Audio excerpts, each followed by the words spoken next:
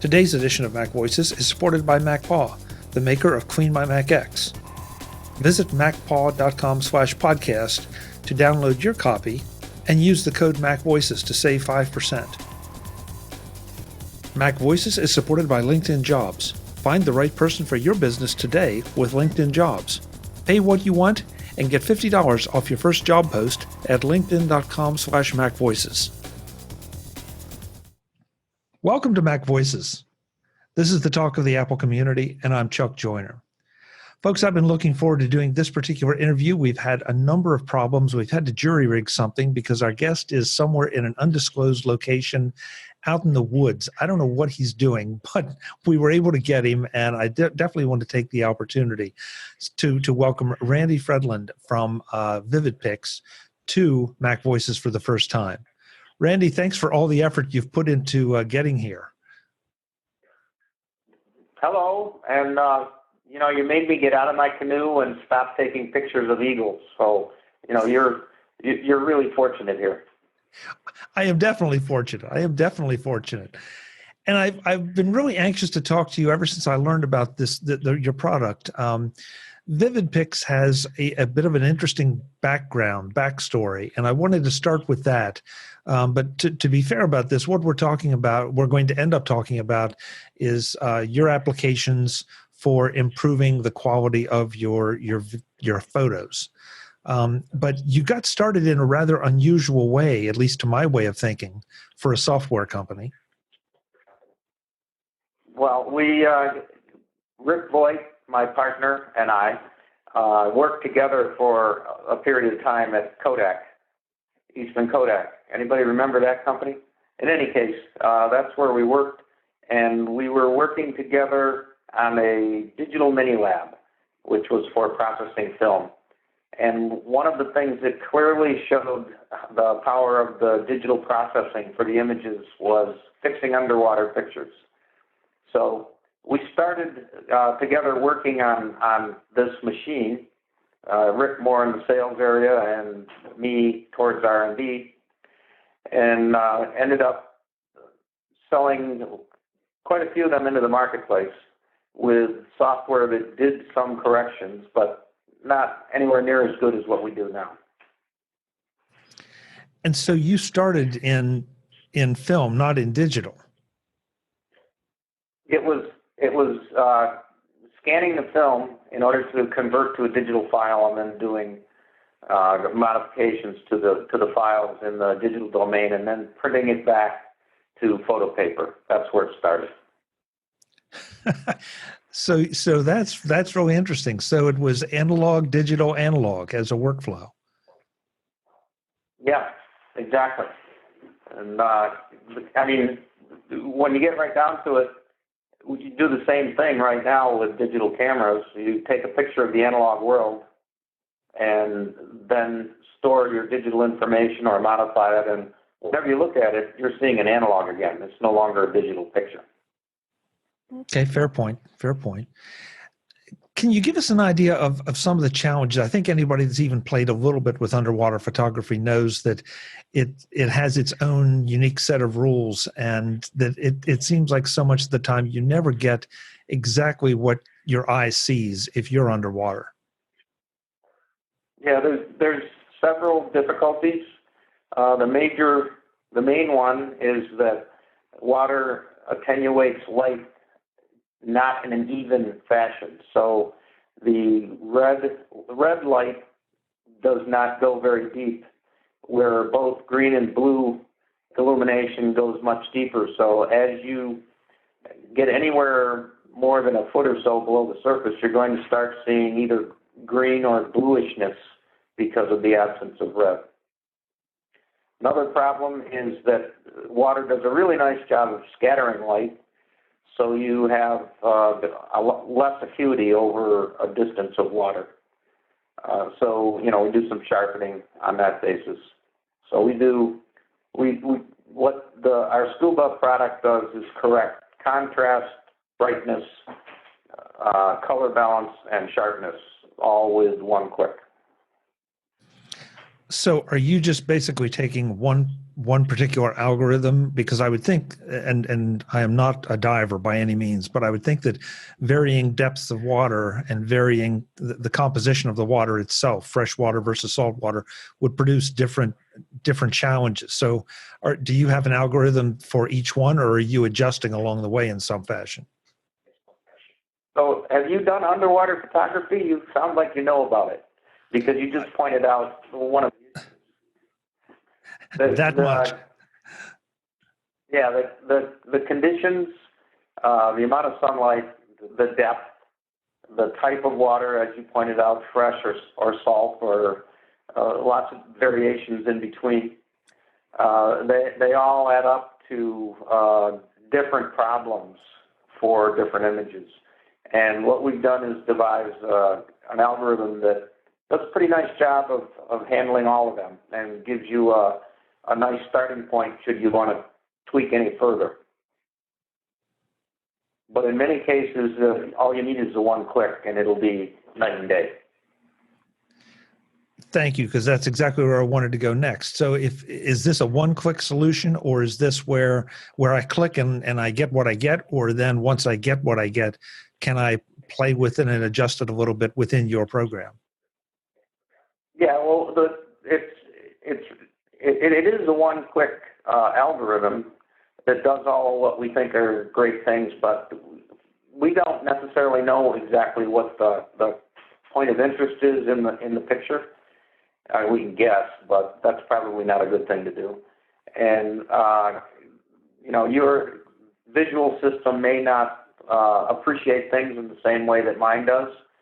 So what we do is we provide what we think is the best solution as a central image in a 9-up screen. And you can pick any of the other pictures on the basis of contrast and brightness being varied around that central image. After that, after you've selected one of the 9, then you're further able to tweak the color balance, the contrast, the brightness, the sharpening, all that sort of thing, and saturation, so that you can always tweak the image to make it more to your liking, even though it's pretty good to begin with. I like the idea that you give me that 9-up option, because if I look at something and I look at the main photo that your system says is the best one, and I think, well, maybe so, it's pretty close, but I'd like just a little more of this or a little more of that. It has already given me that visually for me to pick, and so it just feels like it improves and speeds up the whole process of finding an image that I'm going to like, or getting to an image that I'm going to like. Yeah, it expedites things. You're able to get closer to where you really want to be just by making the click of the one that's most appealing to you. Now, these are just little thumbnail images, and they're not designed to be the end all. It's kind of like close your eyes part way, blur a little bit, and just pick the one that seems to be kind of in the right ballpark. Okay, not a bad process too.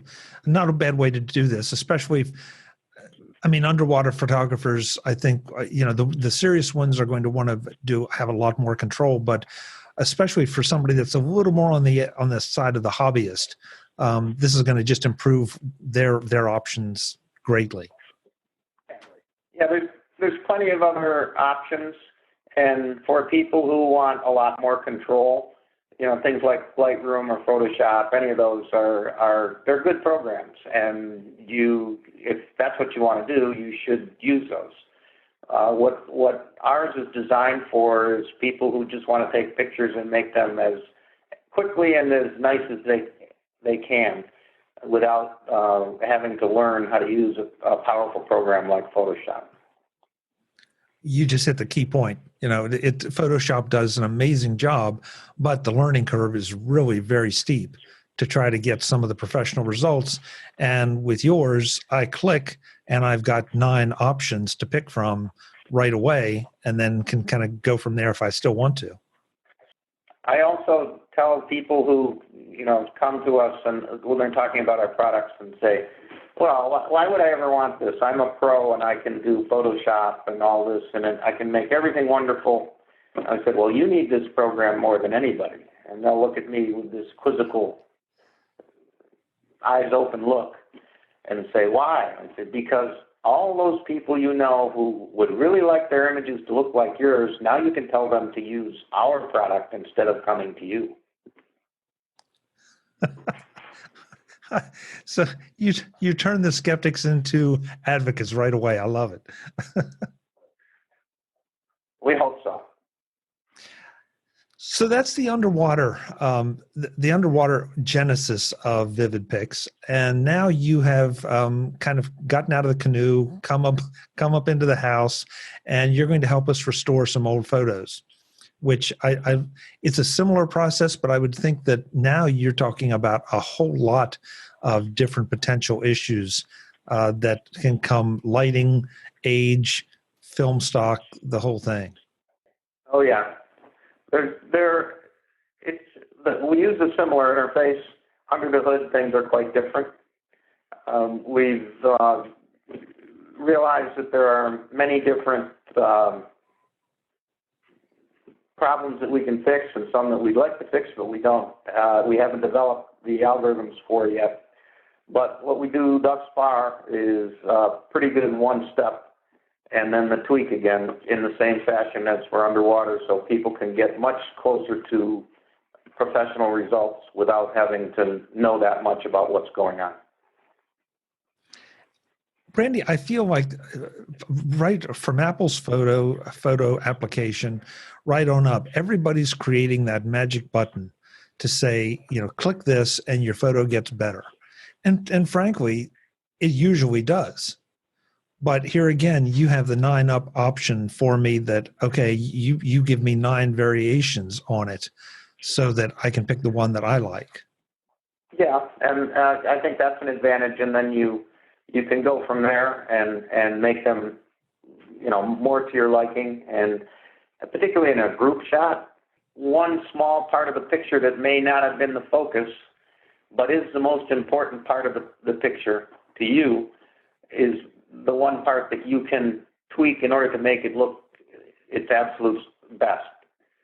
And you can crop into it and make sure that little Johnny, who is now great-great-grandpa John, is reproduced as best he can be.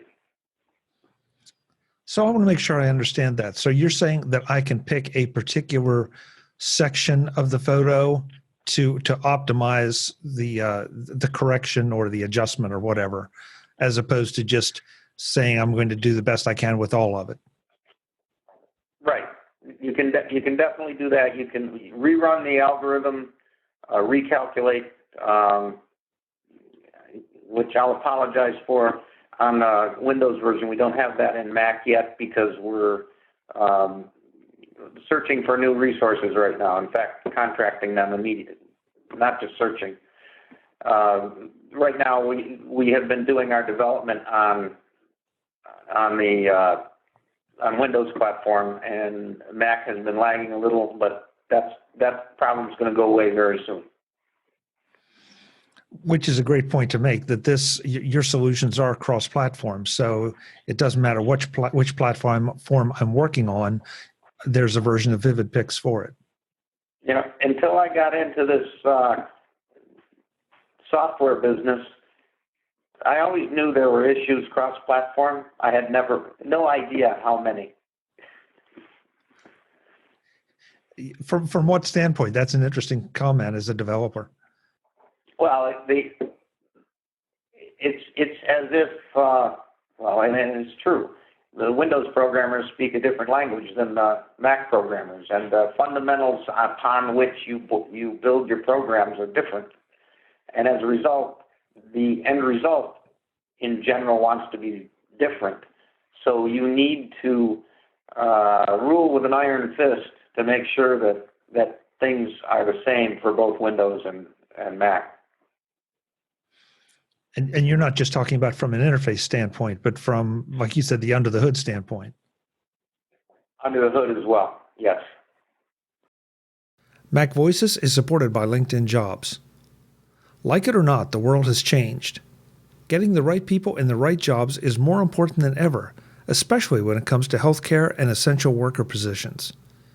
To help, LinkedIn Jobs is offering free job posts for those job categories to help get them filled quickly. LinkedIn Jobs is where more and more people are going to find the best candidates for their open positions. With over 675 million members, LinkedIn has the reach to get to the people that you need for your company. They screen candidates for the skills and experiences you are looking for and get your job in front of the ones that you really want to see it.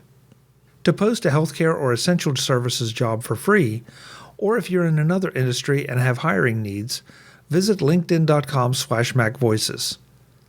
That's linkedin.com/MacVoices. Terms and conditions apply. Again, linkedin.com/MacVoices to post a healthcare or essential services job for free. Thanks to LinkedIn for everything they do and for their support of MacVoices. MacVoices is supported by MacPaw, the makers of Clean My Mac X. Save 5% off at macpaw.com/podcast. Clean My Mac X is the one utility you want to have in your back pocket at all times. Running Clean My Mac X on a regular basis helps keep your Mac running at peak performance by cleaning out things that can, over time, slow it down. Things like old log files, old email attachments, and old cache files. Clean My Mac X scans them, tells you what they are and where they are, and then makes it easy for you to delete them. Get a grip on what apps are installed, and safely and effectively remove those you no longer need. All that ends up saving precious disk space and makes your Mac faster and more stable. So what are you waiting for? Visit macpaw.com/podcast to download Clean My Mac X today and use coupon code MacVoices to receive 5% off. Upon visiting macpaw.com/podcast, click the Buy Now button, then scroll to the bottom of your screen to enter the code before completing your purchase. Clean My Mac X is also available in the Apple App Store. That's Clean My Mac X from MacPaw at macpaw.com/podcast. Thanks to MacPaw for their support of MacVoices. We should have made this clear at the outset, Randy. This is a Mac program. Is there any consideration for trying to move this over to iOS, or is that just a whole lot farther down on the roadmap? What we're moving towards is as we update the Mac program, we are intending to be able to put it on iOS as well, but it's baby steps before longer steps.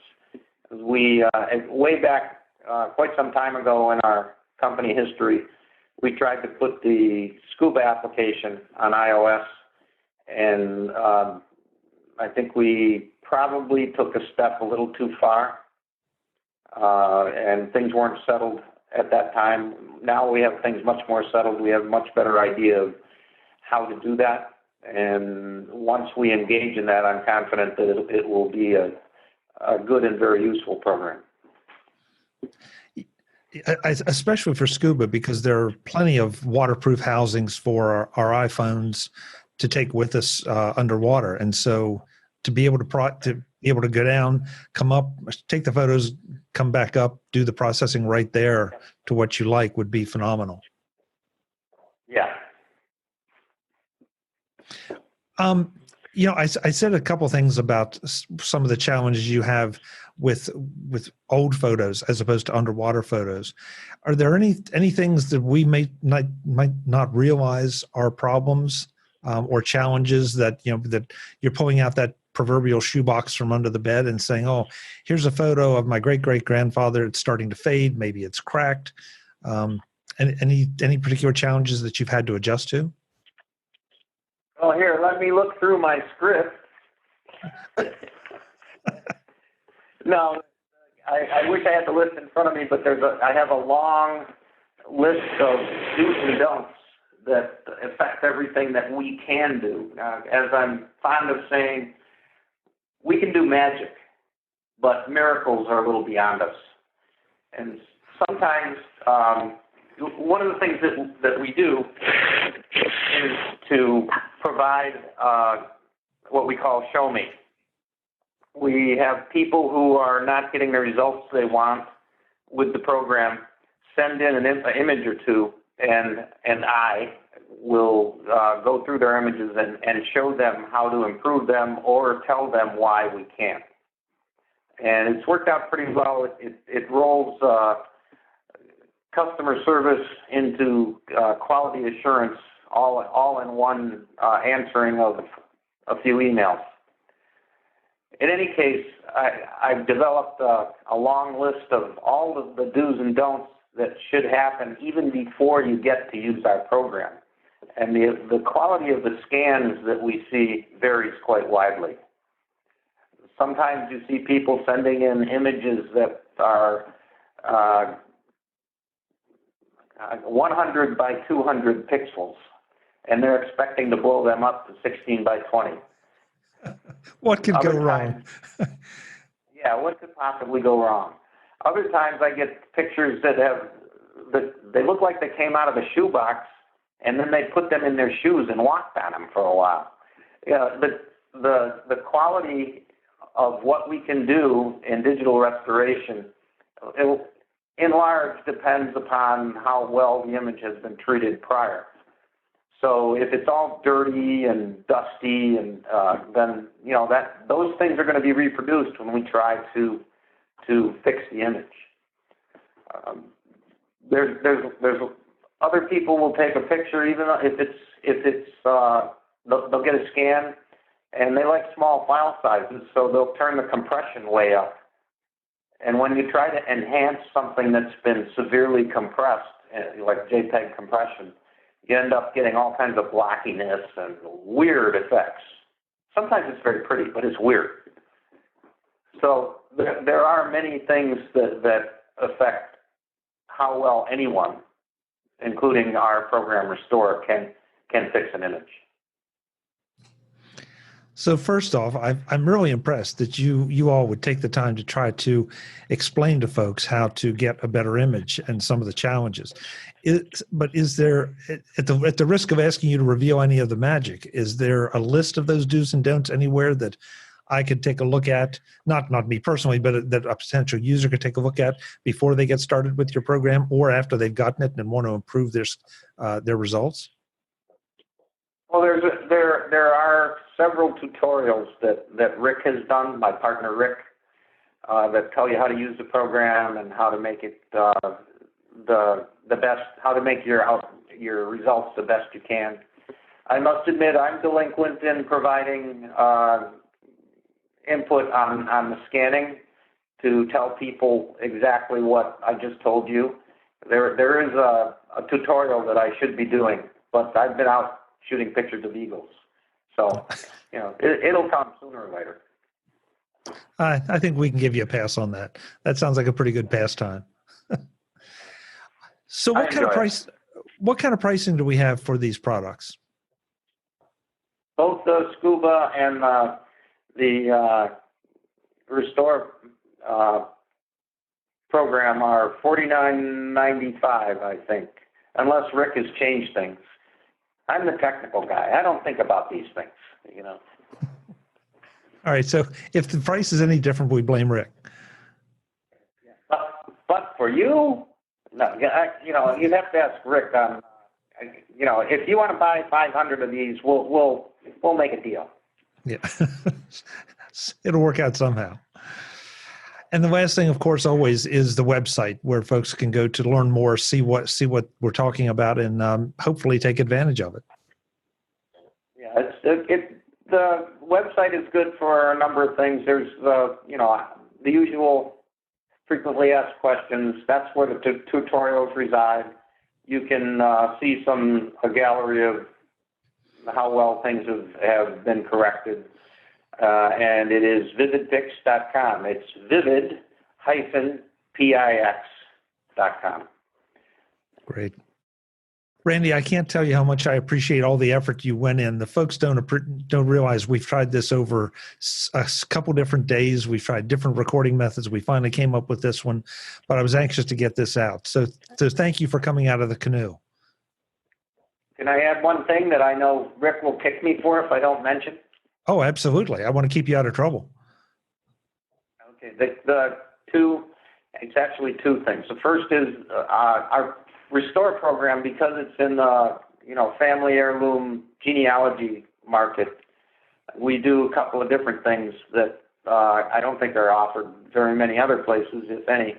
One is that we also have a special algorithm for improving documents. And that becomes very important when you're trying to deal with your family history. And we try to make the documents much more legible. And as a result, people are able to facilitate their genealogical research. The other thing that we do is we enable metadata to be altered for the image files, and that's very important for people to keep things straight. And both of those things were added to the program after we started Restore on the basis of customer input. I'm a little embarrassed because I saw the document restore demos on the website and didn't really think about it from a genealogical standpoint. So I'm so glad you mentioned that because I know I've had that personally, going back and trying to scan old documents, and of course, if for example, if a newspaper is really yellowed and ugly, well, that's the kind of scan you get. Yeah, we can improve that. There's other things that we know how to do that we haven't been able to implement yet. One is a function of time, and two is the function of money. We need a lot more people to buy the program so we can make it better. Always true. Follow the money. Follow the money. No. Well, I hope folks will go and check, because I think it really is. It's a great interface and the results look impressive. And especially if you're an underwater photographer, go and check this out. This is going to automatically improve your images. So, yeah, it definitely makes a difference. Randy, again, thank you so much for the time and for the extra effort you put into to get here. We really appreciate it. Well, I think you deserve a gold star for perseverance as well. Well, that's what we do here. When we find somebody we want to talk to, we usually wrangle them one way or another. Well, thank you for your patience, and I think I drop kick this computer and get a new one so that the next time I won't have this problem. All right. We'll come back anytime. We'd love to hear how things are advancing.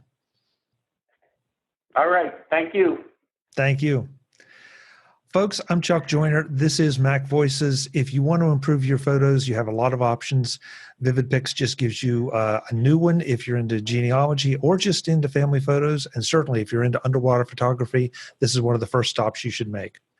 Until the next time, and as always, thanks for watching. Visit MacVoices.com for show notes and to connect with Chuck on social media. Get involved in our Facebook group or like our Facebook page, and get more out of your Apple tech with MacVoices Magazine, free on Flipboard and on the web. And if you find value in it all, consider supporting us through either our Patreon campaign at patreon.com/MacVoices or by making a one-time donation via the PayPal link on our front page and in the show notes of each episode. You will join these fine people who help bring you MacVoices.